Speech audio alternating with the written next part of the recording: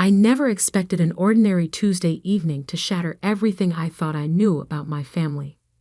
I was at home, preparing dinner while my 5-year-old daughter, Sophie, colored at the kitchen table when my phone rang. My mother's voice trembled on the other end. "Olivia, your father, he's had a heart attack. We're at Memorial Hospital." The world seemed to tilt beneath my feet. My father, Michael Bennett, had always been the picture of health. Running marathons at 60, eating organic before it was trendy, and lecturing us endlessly about the importance of exercise. A heart attack seemed impossible. "I'm on my way," I managed to say, already reaching for my car keys. My husband James arrived within minutes to watch Sophie, giving me a tight hug before I left. "He'll be okay," he whispered. "Your dad's the strongest person I know." The drive to the hospital felt surreal. Memories flooded back. Dad teaching me to ride a bike, his proud smile at my college graduation, the way he cried when he walked me down the aisle. He had always been my rock, the one constant in a world of uncertainties. The emergency room was chaos. Nurses rushing past, monitors beeping, the sharp smell of disinfectant burning my nose. Mom sat in a plastic chair, her usually perfect makeup streaked with tears. She jumped up when she saw me, pulling me into a desperate embrace. "They're running tests," she said, her voice muffled against my shoulder. He was at his office when it happened. Thank God his assistant recognized the symptoms and called 911 immediately. I held her tightly, trying to be strong even as fear clawed at my chest. Dad had to be okay. He was only 62, too young, too vital to be lying in a hospital bed. Hours crawled by. My younger brother Marcus arrived, his law firm suit wrinkled, his face drawn with worry. We sat together in tense silence, jumping every time a doctor walked past. Finally, around midnight, a tired-looking physician approached us. "Mr. Bennett is stable," he said, and I felt my mother sag with relief beside me. "He's asking to see his daughter. Just one visitor for now." Mom squeezed my hand. "Go. Tell him I love him." I followed the doctor through sterile corridors, my heels clicking against the linoleum floor. Dad lay in a private room, looking smaller somehow against the white hospital sheets. Tubes and wires connected him to various machines that beeped steadily in the dim light. "Hey, Daddy," I whispered, taking his hand. His skin felt cold. His eyes fluttered open, focusing on my face with an intensity that made me uncomfortable. "Olivia," he said, his voice hoarse, "I need to tell you something. Something I've carried for 30 years. Dad, you should rest. We can talk later." His grip on my hand tightened. "No, it has to be now. If anything happens to me, you need to know the truth." "What truth?" He closed his eyes for a moment, as if gathering strength. When he opened them again, they were filled with tears. "I'm not your biological father. Your mother doesn't know. No one knows except me and your real father." The world stopped. Blood rushed in my ears as I stared at him, certain I had misheard. "What are you talking about?" Dad reached beneath his pillow with trembling hands, pulling out an envelope that looked old and worn. "I've carried this letter for 30 years. Read it. You'll understand everything." I took the envelope, my fingers numb. The paper was yellowed with age, the handwriting unfamiliar yet somehow familiar at the same time. As I began to read, my father's monitors beeped steadily in the background, marking the moments as my entire world began to unravel. "Dear Michael," the letter began, "by the time you read this, I'll be gone. Catherine doesn't know, and she can never know. but Olivia is my daughter. That night, the one you were away at your father's funeral, I've carried the guilt for years. Catherine was vulnerable, grieving over her sister's death, and I was there to comfort her. We both regretted it immediately. When she told me she was pregnant, I knew I had to leave. You're a better man than I ever could be. Love her, protect her, and please, forgive me. Daniel. I looked up from the letter, my vision blurring with tears. Daniel? Mom's brother-in-law? The one who disappeared after Aunt Sarah died. Dad nodded slowly. Your mother was devastated when Sarah died. I was away, dealing with my father's funeral arrangements. Daniel was there for her. And they made a mistake. One night, that's all it took. My mind raced, trying to process this impossible revelation. Daniel had been married to my mother's sister, Sarah. After Sarah died in a car accident, he had vanished, leaving behind a successful law practice and countless unanswered questions. Mom had always spoken of him with a mixture of anger and sadness, calling him a coward for running away when the family needed him most. But how did you know? I stammered. Did he tell you? Dad's fingers played with the edge of his blanket. No. The letter arrived 9 months after that night, just a week after you were born. I found it in our mailbox. No return address. I recognized his handwriting immediately. And you never said anything for 30 years? What good would it have done? Dad's voice was tired, but firm. Your mother was happy. You were perfect. This beautiful baby girl who looked at me with such trust. I made my choice that day. I burned the envelope, but I kept the letter. Just in case. In case of what? In case something happened to me. You deserve to know the truth about where you come from. But Olivia, his grip on my hand tightened again. This doesn't change anything. You're my daughter in every way that matters. I sat there, letting the tears fall freely now. Every memory of my childhood seemed to shift and reshape itself. Dad teaching me to ride a bike, his patience as I struggled with math homework, the way he beamed with pride at every school play and piano recital. Had he looked at me differently, knowing I wasn't his? Had he searched my face for traces of another man? Does Marcus know? I asked suddenly, thinking of my younger brother. Dad shook his head. No one knows except me, and now you. A nurse appeared in the doorway. I'm sorry, but Mr. Bennett needs to rest now. I stood up, my legs shaking. The letter felt like it was burning a hole in my pocket. I'll be back tomorrow, I promised, leaning down to kiss his forehead. Olivia, he called as I reached the door. Whatever you decide to do with this information, know that I love you. I've loved you since the moment I first held you, and nothing will ever change that. I nodded, unable to speak, and fled into the hallway. Mom and Marcus looked up expectantly as I approached the waiting room. How is he? Mom asked, reaching for my hand. I looked at her face, the face of a woman who had no idea that her 3-decade-old secret was about to surface. She had no idea that her moment of weakness with her dead sister's husband had created me, or that her husband had carried this burden alone all these years. He's resting, I said quietly. The doctors say he'll be okay.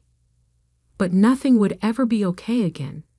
As I drove home that night, the letter safely hidden in my purse, I knew that this was just the beginning. The truth had been set free, and its ripples would touch every corner of our lives. When I finally crawled into bed beside my sleeping husband, I couldn't stop thinking about choices.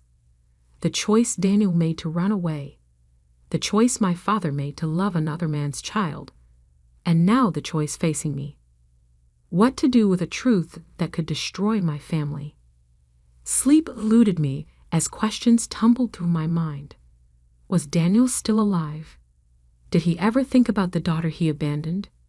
And most importantly, should I tell my mother the truth about what happened that night 30 years ago? Or should I protect her the way my father had chosen to do? The morning would bring more questions, more decisions. But for now, I lay in the dark, my world forever changed by a heart attack and a 30-year-old letter that had finally found its way into the light. The next morning, I sat at my kitchen table staring at old family photos spread across the surface. My daughter Sophie had just left for school, and James was at work, leaving me alone with my thoughts and a stack of memories that suddenly felt like lies. I picked up a photo from my 5th birthday party. There I was, grinning with chocolate cake smeared across my face, while Dad— No, Michael, I corrected myself, though it felt wrong— looked at me with pure adoration. How many times had he searched my features for signs of Daniel? How many times had he wondered if today would be the day someone noticed I didn't quite look like him? My hands shook as I pulled out the letter again, studying the handwriting more carefully. Daniel Parker, my biological father. I remembered him vaguely from childhood, always at the edges of family gatherings before Aunt Sarah's death. Tall, with dark hair like mine. Quiet, but with a sharp wit that made everyone laugh. He disappeared shortly after Sarah died, and no one had heard from him since. My phone buzzed. Mom calling for the 3rd time this morning. I let it go to voicemail. How could I talk to her knowing what I knew? How could I look into her eyes and not blurt out the truth? Instead, I opened my laptop and typed Daniel Parker lawyer into the search bar. Hundreds of results popped up, but most were too recent or from other states. Then, buried on page 4, I found an old newspaper article from 1993. Local attorney Daniel Parker leaves prestigious firm. The article mentioned his departure from Stewart and Associates, one of the city's top law firms, citing personal reasons following his wife's tragic death. There was a photo my breath caught. I had my mother's smile. But those eyes? Those were undeniably his. My phone buzzed again. This time, it was Marcus. Liv, where are you? Mom's freaking out. Dad's being moved out of ICU today. I closed my eyes, guilt washing over me. In my obsession with the past, I'd almost forgotten about Dad's condition. I'm on my way, I promised. The hospital was quieter today, sunlight streaming through large windows. Mom sat beside Dad's bed, holding his hand while he slept. She looked up when I entered, her face drawn with exhaustion. There you are. I've been so worried. Why haven't you been answering your phone? Sorry. I mumbled, avoiding her eyes. Had to get Sophie to school, then got caught up with some work stuff. Dad's eyes fluttered open. When he saw me, something passed across his face. Fear? Regret? Before I could decipher it, Marcus burst in with coffee and bagels. Breakfast for everyone, he announced cheerfully. The doctor says Dad can start eating normal food today. I watched my mother fuss over the food, watched Marcus joke with Dad about hospital gowns, and felt like I was watching actors in a play. Did Marcus suspect anything? Would he hate me if he knew I wasn't really his full sister? After breakfast, Mom went to fill out some paperwork, and Marcus stepped out to take a work call. Finally, alone with Dad, I pulled out the letter. I need answers, I said quietly. Real ones. Dad sighed, looking older than I'd ever seen him. Ask me anything. Did you ever try to find him after he sent this? Once, Dad admitted. About a year after you were born, I hired a private investigator. My heart skipped. And he'd moved to Europe, France specifically. The PI found that he'd started a new law practice in Paris. France, an entire ocean away. Had he run that far to escape his guilt? Or was there more to the story? Did you ever? I swallowed hard. Did you ever resent me? Knowing I wasn't yours? Dad's eyes filled with tears. Never. Not for a single moment. The day you were born, the nurse placed you in my arms, and you grabbed my finger with your tiny hand. In that moment, biology didn't matter. You were mine. I wiped my eyes. Why tell me now, after all these years? Because secrets have a way of coming out eventually, he said softly. And because you deserve to know your own story. But Olivia? He reached for my hand. Whatever you decide to do with this information, please be careful with your mother's heart. I nodded, but my mind was already racing ahead. Daniel Parker was in France. It wasn't much, but it was a start. That evening, after putting Sophie to bed, I finally told James everything. He listened without interrupting, holding me as I cried. What are you going to do? He asked when I finished. I don't know, I admitted. Part of me wants to forget I ever learned this. Go back to normal life.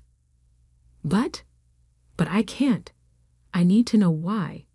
Why he left. Why he never tried to contact me. Why? My voice broke. Why wasn't I enough for him to stay? James held me tighter. Whatever you decide, I'm here. We'll figure this out together. Later that night, I couldn't sleep. I got up and went to my home office, opening my laptop. My cursor hovered over the search bar for a long moment before I typed. Flights to Paris. The next morning, I arrived at the hospital early, before anyone else. Dad was awake, looking stronger. I need you to tell me everything you remember about that time. I said without preamble.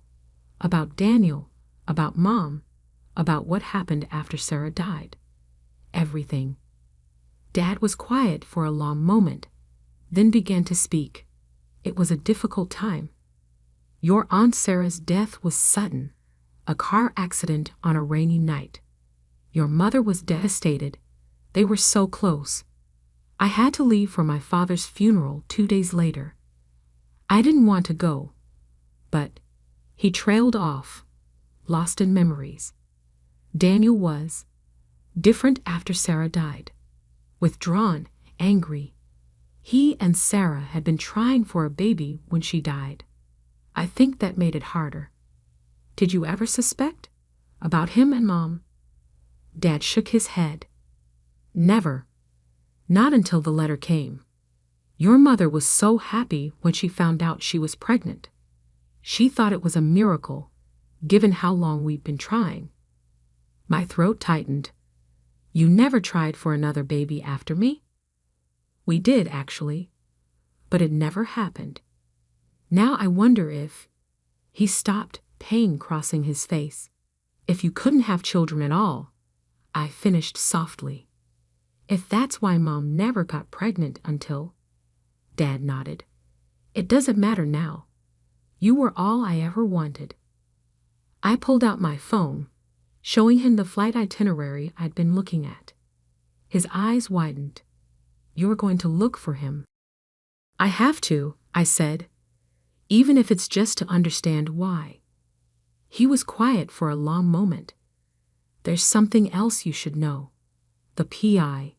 He found more than just Daniel's location. My heart stopped. What do you mean? He had another family in France. A wife, 2 daughters about your age now. The room spun. Sisters. I had sisters. Does Mom know about any of this? A new voice asked from the doorway. We both turned to see Marcus standing there, his face pale. Horror washed over me. Marcus, I heard everything, he said quietly. How long have you known?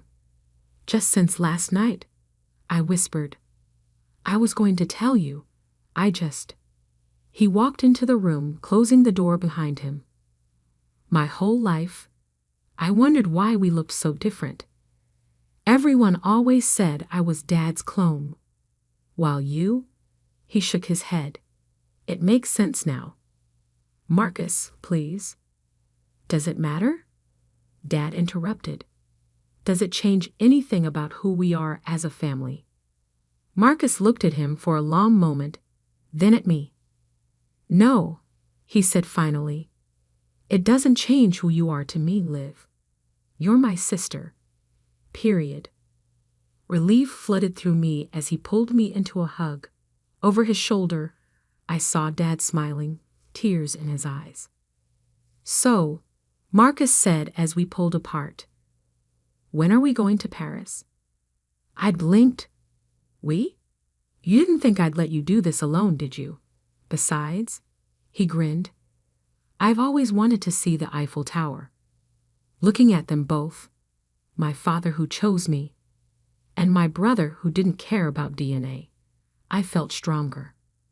Whatever we found in France, whatever truths were still hidden, we would face them together. But first, we had to deal with Mom. And that conversation would change everything. Telling my mother the truth was the hardest thing I'd ever done. We chose to do it at home, after Dad was discharged from the hospital. Marcus and I had spent days planning how to break the news gently. But when the moment came, all our careful preparations dissolved into tears and trembling hands. Mom sat on her favorite armchair, Dad beside her on the couch, while Marcus and I perched nervously on the ottoman. The letter felt heavy in my pocket, like a time bomb waiting to explode. Catherine, Dad began, his voice steady despite his pallor. There's something we need to tell you. Something I should have told you 30 years ago. Mom's face changed instantly. That sixth sense that mothers have telling her something was terribly wrong. Michael? What is it? I pulled out the letter with shaking hands. Mom, this came for Dad, right after I was born. She took it, confusion evident on her face as she unfolded the paper. I watched her eyes move across the words, saw the exact moment understanding hit her. All the color drained from her face. No, she whispered. No, this isn't. This can't be. Mom, I said softly, reaching for her hand. She yanked it away. This is a lie, she said, her voice rising. Daniel, how dare you? How dare you suggest? The night at Sarah's house, Dad said quietly, when I was away at my father's funeral. Mom stopped breathing. Her hands flew to her mouth as 30-year-old memories crashed over her. Oh God, she choked out. Oh God, no. The room fell silent except for her muffled sobs. I wanted to go to her, to hug her, but I didn't know if she'd accept comfort from me now. The living proof of her greatest mistake. Why didn't you tell me? She finally asked Dad, her voice raw. All these years. Because I loved you, he said simply. And I loved Olivia. Nothing else mattered. Mom turned to me, really looking at me perhaps for the first time. Your eyes, she whispered. I always thought they looked like Sarah's, but they were his, weren't they? I nodded, tears falling freely now. Does he know? Did you find him? Not yet, Marcus spoke up. But we know where he is. He's in France. Mom's head snapped up. France. He has another family there, I said softly.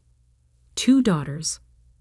Mom started laughing, a horrible broken sound that turned into sobs. Of course he does. Of course he built a new life while destroying ours. Mom, he didn't destroy anything, I insisted. Look at us.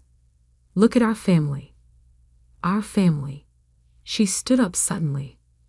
Our family is built on lies. Your father, Michael, he raised another man's child, while you what? Dad asked. While you loved her? While we raised her together? While we created a happy life? I need air. Mom gasped, heading for the door. I can't. I need to think. We watched her go helpless. Dad started to rise, but Marcus stopped him. Give her time, he said. It's a lot to process. Mom didn't come home that night. She went to her sister Marie's house, leaving us all in a state of suspended animation. The next morning, I got a text from Aunt Marie. She's okay. She just needs time. A week passed. Mom came home, but things were different. She moved through the house like a ghost, barely speaking, barely eating. She couldn't look at me without crying. Finally, I couldn't take it anymore. I cornered her in the kitchen one morning. Mom, please talk to me. She turned away, but I grabbed her arm. Mom, I'm still me. I'm still your daughter. Are you? She whispered. How can you be, when everything I thought I knew about you was a lie? The only lie was biology, I said firmly. Everything else, every moment, every memory, every feeling, that was all real. She finally looked at me, really looked at me. I loved him once, she admitted quietly. Daniel, before he married Sarah. But he chose her, and I chose Michael, and we were happy. Then Sarah died, and everything fell apart. She sank into a chair, and I sat beside her. That night, I was so lost in grief, in pain. Daniel was there, and he understood because he was grieving too. It was just one moment of weakness. Do you regret it? I asked, not sure I wanted to know the answer. She reached out, touching my face. How could I regret anything that gave me you? We held each other and cried, 30 years of secrets washing away with our tears. 2 months later, I stood in front of an elegant townhouse in Paris' 16th arrondissement. Marcus stood beside me, holding my hand. We'd hired a private investigator who confirmed that Daniel Parker still lived here with his French wife, Isabelle. Ready? Marcus asked. I nodded, my heart pounding as I pressed the doorbell. A woman answered, elegant, late 50s, with a questioning look. Oi? Is Daniel Parker home? I asked in English. Her eyes narrowed slightly. Who is asking? My name is Olivia Bennett. I'm his daughter. The woman's face went completely white. Without a word, she turned and walked inside, leaving the door open. We heard rapid French being spoken, then footsteps. And suddenly, there he was, Daniel Parker, my biological father. He looked older than in the photos, his dark hair now gray.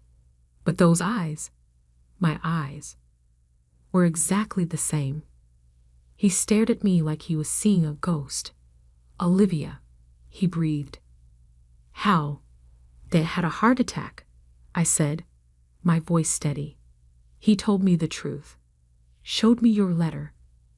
Daniel gripped the doorframe for support. I never thought. I hoped someday. Hoped what? I asked sharply. That I'd come looking for you. That I'd want to know why my biological father abandoned me before I was even born. Please, he said, come inside. Let me explain. The next 2 hours were surreal. We sat in his elegant living room while he told his story. How he loved my mother first, but thought she didn't love him back. How he married Sarah, trying to forget Catherine. how Sarah's death and that one night with my mother destroyed him with guilt. I couldn't stay, he said. Couldn't face Michael, knowing what I'd done.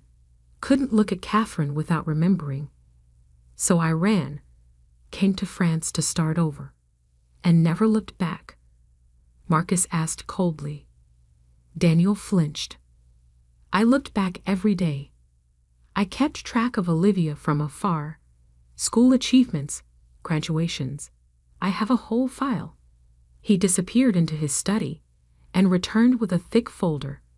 Inside were newspaper clippings, school photos taken from yearbooks, even a program from my college graduation.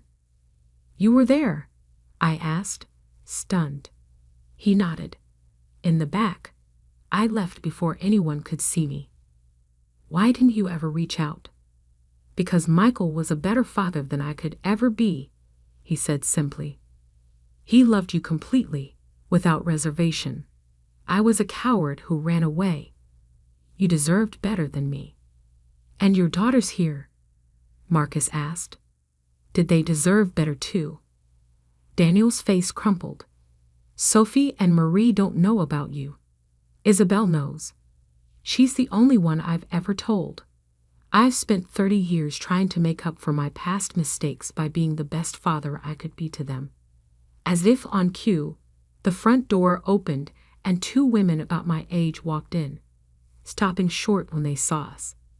Papa, one of them asked. Qui sont-ils? Daniel looked at me, a question in his eyes. I nodded slightly. What followed was another hour of explanations, tears, and revelations. My half-sisters were shocked but not hostile. They asked questions, shared photos, tried to bridge 30 years of separation in a single afternoon. Before we left, Daniel pulled me aside. I know I have no right to ask anything of you, he said, but I'd like to be part of your life now, if you'll let me. I looked at him, this man who helped create me, then vanished, who loved me from afar, but never had the courage to face me, who built a new family while abandoning his old one. I have a father, I said quietly, a real one, who chose me every day for 30 years. But I took a deep breath. Maybe we can start with coffee. Sometimes, get to know each other. His eyes filled with tears as he nodded. The flight home was quiet, both Marcus and I lost in our thoughts. When we landed, Mom and Dad were waiting at the airport. One look at our faces told them everything. Did you find what you were looking for? Dad asked as he hugged me. I held him tight, breathing in the familiar scent that meant safety and love and home. Yes, I said.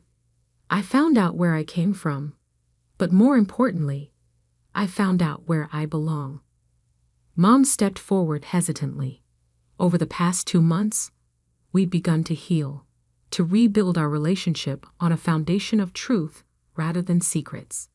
And where is that? She asked softly. I looked at them, my mother, who gave me life, my father, who chose to love me, my brother, who stood by me through everything. Right here, I said, with my real family. 6 months later, we all gathered for Christmas.